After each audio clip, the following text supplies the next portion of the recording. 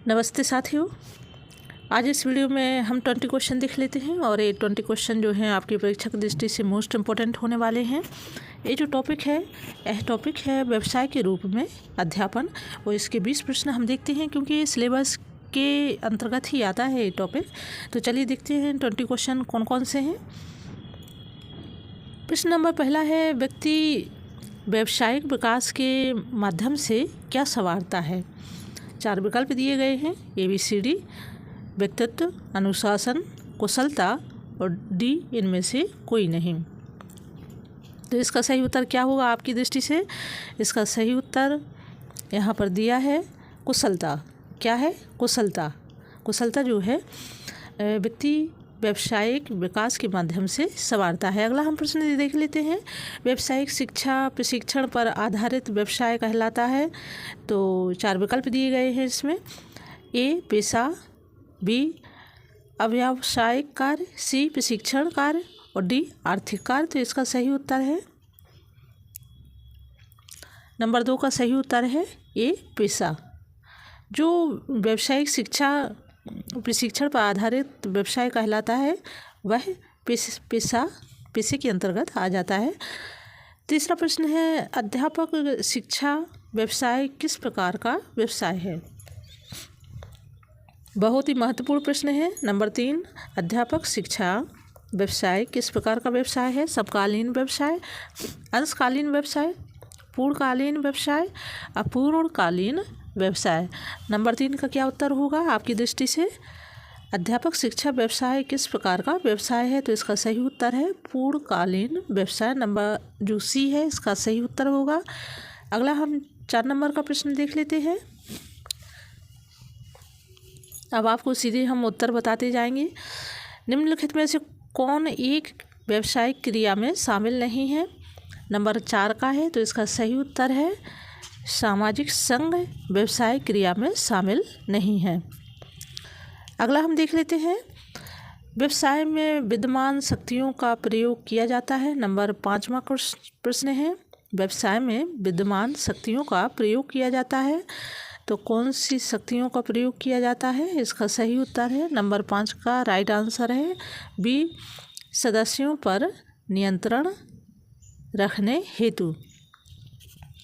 Number 6वां प्रश्न है, व्यवसायीकरण का सटीक अर्थ है A पेशेवर कार्य की व्यापकता को समझना, B कार्य प्रणाली को समझना, C विशेष व्यवसाय में आगे बढ़ना और D शिक्षा को व्यवसाय से जोड़ना। तो 6 का जो राइट आंसर है वो क्या है आपकी दृष्टि से? व्यवसायीकरण का सटीक अर्थ है, इसका सही उत्तर है A पेशेवर कार्य की व्यापकता को समझना, इसका सही उत्तर है। अगला हम प्रश्न देख लेते हैं। नंबर 7 है, व्यवसायीकरण के लिए सबसे अनिवार्य माना जाता है। तो व्यवसायीकरण के लिए सबसे अनिवार्य क्या माना जाता है? इसका सही उत्तर है C व्यापक प्रशिक्षण। अगला हम 8वें नंबर का प्रश्न देखते हैं, अध्यापकों में व्यवसाय किस प्रकार का होना चाहिए।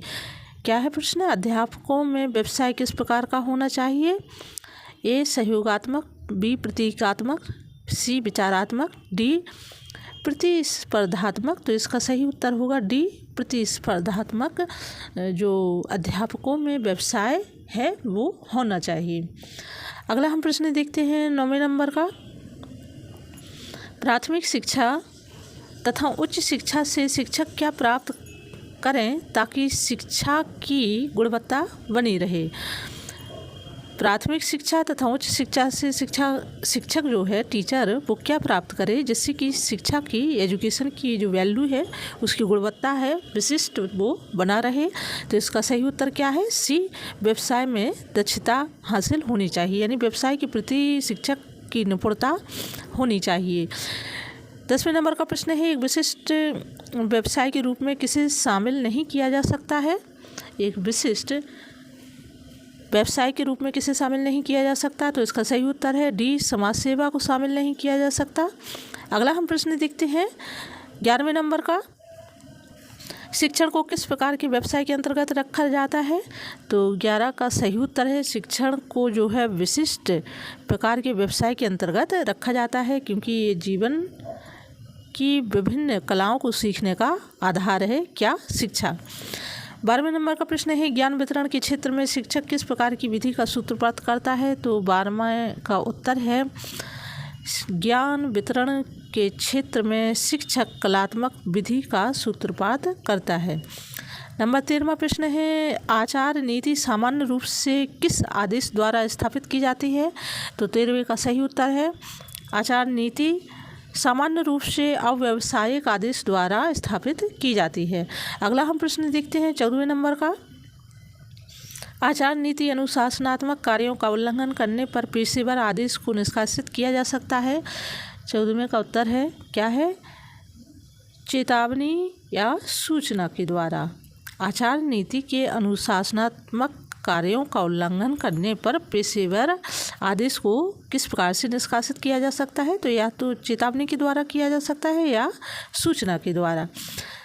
अगला प्रश्न है 15वें नंबर का, अध्यापक को कक्षा में किस प्रकार के आचरण का व्यवहार करना चाहिए? तो इसका सही उत्तर क्या है? अध्यापक को कक्षा में किस प्रकार का आचरण? निष्पक्षतापूर्ण आचरण करना चाहिए। एक रोल मॉडल के रूप में अध्यापक को आचार नीति का पालन करना चाहिए। कौन सी आचार नीति का पालन करना चाहिए? तो इसका सही उत्तर होगा पेशेवर कोड। कुछ नियम होते हैं, उनका अध्यापक को पालन करना चाहिए। 17वें नंबर का प्रश्न है, छात्र अध्यापक संबंधों में दरार उत्पन्न हो जाती है, किन कारण से हो जाती है या ऐसी कौन सी वजह है जिससे कि छात्र और अध्यापक में संबंधों में खटास या दरार उत्पन्न होती है? तो निजी कार्य करवाने से। 18वें नंबर का प्रश्न है, अध्यापक को किस प्रकार के पेशे में पूर्ण रूप से प्रतिबद्ध होना चाहिए? तो इसका सही उत्तर क्या होगा? अध्यापन में अध्यापकों को पूर्ण रूप से प्रतिबद्ध होना चाहिए। 19वें नंबर का प्रश्न क्या है, अध्यापक में निम्न में से कौन सी एक महत्वपूर्ण प्रक्रिया है? और इसके 4 विकल्प दिए गए हैं। तो अध्यापन में निम्न में से कौन एक महत्वपूर्ण प्रक्रिया है? तो इसका सही उत्तर है अधिगम। अधिगम का अर्थ क्या होता है? सीखना। अंतिम प्रश्न है 20वें नंबर का, आचार नीति के अंतर्गत एक अध्यापक को क्या नहीं करना चाहिए? शोध करना, पाठ्यक्रम सुधार में भाग लेना, पेशेवर सलाह लेना, कक्षा में मनोरंजन करना। तो 20वीं का सही उत्तर क्या है? इसका राइट आंसर है डी, कक्षा में मनोरंजन करना। प्रश्न सरल है और परीक्षा उपयोगी है, हमारी तार्किक शक्ति पर आधारित है, उनको याद करने की आवश्यकता है, लेकिन ज़्यादा से ज़्यादा हम लॉजिकल रूप में इसका प्रयोग करके इसका उत्तर लगा सकते हैं। तो आप 1-2 बार वीडियो देखेंगे, उतने में ही आपसे जो प्रश्न हैं बनने लगेंगे। प्रश्न उपयोगी हैं परीक्षा की दृष्टि से और आपके सिलेबस के अंतर्गत ही यह टॉपिक लगा हुआ है।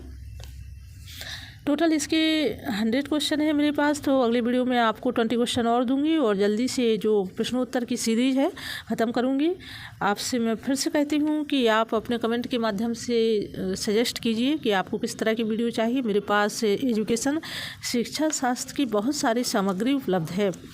थोड़ा सा समय अभाव है क्योंकि महाविद्यालय देखना और वहाँ का कार्य, घर परिवार को संभालना, मेरी निजी लेखन और अन्य कार्य हैं जो चलते रहते हैं, तो इसलिए आपको उतना समय नहीं दे पाती हूँ। कोशिश करूँगी यदि आपका रिस्पॉन्स और सकारात्मकता अधिक रही और अच्छा आपका जो है परफॉर्मेंस रहा वीडियो के प्रति, तो ज़रूर मैं चैनल को और आगे बढ़ाऊँगी और आपकी ज़्यादा से ज़्यादा आपका सहयोग करूँगी। आज के लिए इतना ही, धन्यवाद।